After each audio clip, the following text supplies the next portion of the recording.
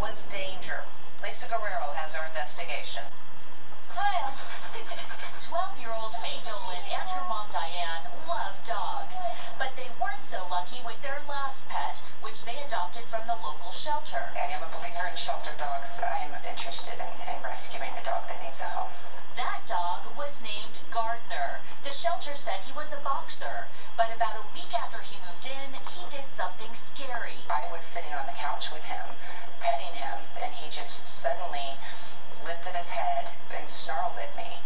Then, a few days later, my roommate who was babysitting May texted and said, Gardner just bit May and me. He just turned around and bit me, like, right there. It turns out Gardner wasn't a boxer at all. Shelter records show he was actually a mixed breed pit bull named, get this, Danger. I was angry because it showed a certain intent to be deceitful. The goal of animal rescue is to find a good home for every dog so they don't have to be destroyed.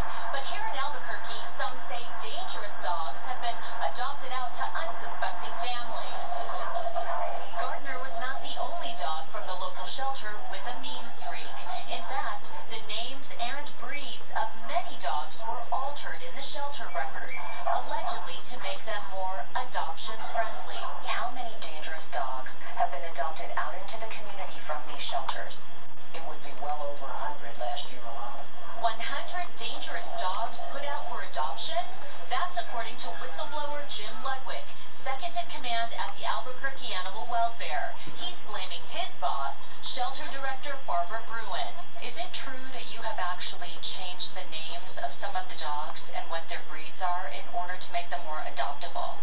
We sometimes change names to make them more adoptable.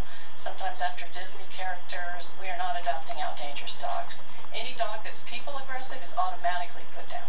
But that doesn't seem to be the case. Take Muggsy Malone, a dog described as dangerous, a threat to any neighborhood.